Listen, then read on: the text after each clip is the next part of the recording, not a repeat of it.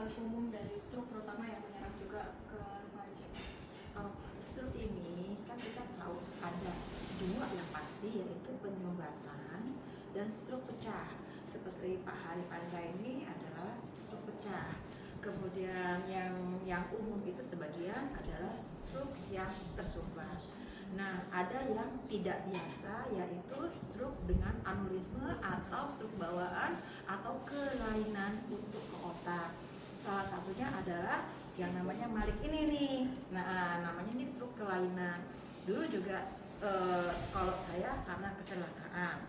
Boleh dibilang si Malik ini juga boleh dibilang kecelakaan mungkin ya, yang kepalanya kena kebentur ya waktu itu ya.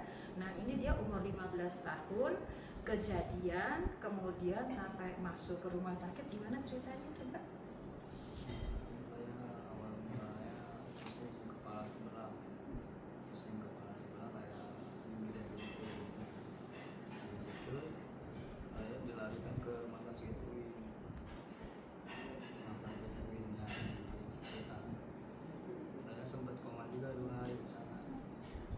Sempat koma 2 hari, dicoba pusing kepala, katanya ada cairan yang harus diangkat di kepala saya ini, karena kebetulan rumah sakitnya kurang besar, kurang alat-alatnya. Saya dioper ke Gatot Subroto.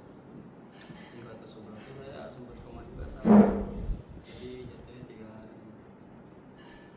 Di sana dilaksanakanlah operasi pertama, alhamdulillah lancar. Diangkat cairan itu berupa dibilang kuman sih ya. Habis itu operasi pertama lancar, saya dicoba dirawat di sana 2 minggu dulu. Habis itu saya nimbul kejang-kejang lagi, dokternya bingung dong. Dicoba CT scan lagi sama dokternya, ternyata cairan itu nimbul lagi. Jadi itu adalah kelainan di mana cairannya itu tidak bisa mengkontrol dia tumbuh terus, dan seperti balon ya, jadi membesar di kepala seperti balon, jadi dia harus buru-buru disedot. Jadi saat ini ditanam di sebelah mana ya, ada selang ditanam, karena ditanamnya waktu dia umur 15 tahun, ditanam pada umur 15 tahun dengan kondisi dia itu masih tumbuh kembang.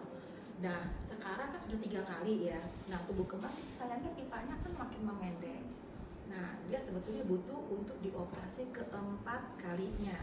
Yang kita butuhkan, dan kita coba dari kawan Stroke Indonesia, kita mencoba menggalang dana untuk adik kita ini, mudah-mudahan bisa dilakukan operasi keempat kalinya. Seberapa jarang sih Bu terjadi di anak-anak usia 15 tahun atau mungkin di bawah ataupun di atasnya? Sebetulnya ini kasus langka di mana tidak semua anak-anak mengalami seperti ini. Ini juga karena trauma dia juga, trauma dari diri sendiri, dan kemudian juga ada problem pribadi di keluarga dia sendiri.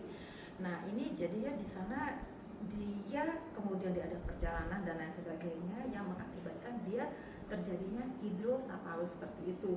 Jadi tidak semua orang mengalami hal yang sama. Bisa jadi terjadi kecelakaan. Kalau saya kan dulu kan kecelakaan waktu saya masih kecil.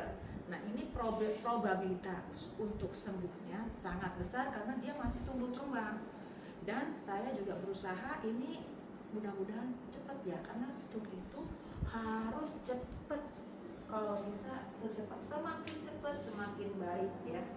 Kalau bisa kita masyarakat kita jauh lebih cerdas. Namanya kejadian-kejadian yang namanya gejala-gejala stroke itu seperti apa, coba kita menyikapi, belajar hidup sehat, itu yang paling penting. Apa Bu tanda atau gejala awal stroke yang harus diwaspadai? Gejala awal itu setiap orang mempunyai gejala yang sangat berbeda, tetapi kurang lebih hampir sama. Seperti mendadak sakit kepala, sakit sebelah ya, pusing sebelah, rasanya waduh pusing banget. Terus kemudian bibirnya kalau kita lihat tuh kok kayak miring sebelah gitu ya, miring sebelah. Kemudian bicaranya pelok, jadi kayaknya nggak bisa untuk yang namanya kalau bicara nggak jelas, jalan tuh mulai terseret-seret, mata rabun. Nah, kita sekelilingnya tuh sudah harus aware tuh, itu harus segera sebelum 4 segera mungkin dibawa ke rumah sakit. Terakhir mungkin Bu, faktor resiko apa aja yang bisa menyebabkan stroke terutama di usia belasan tahun? Faktor yang utama, anak-anak terlebih ya, kan sekarang ini banyak senang yang namanya mie instan. Nah, mie instan dimakan banyak-banyak malam-malam, begadang pula. Nah, kedua, begadang, yaitu udah makan mie instan, begadang pula, cabenya dibanyakin, bumbunya dibanyakin, terus habis setelah makan apa? Nah, itu udah 1, 2, 3 itu udah pasti banyak banget. Udah begitu males dianya, udah begadang, males, tidur, mager, terus kemudian ngeliatin teman-temannya main handphone, stres sendiri. Nah, itu kan faktor hidup yang kurang sehat. Gitu. Ayo kita biasain hidup sehat ya. Keren, jawabannya sempurna banget. Dari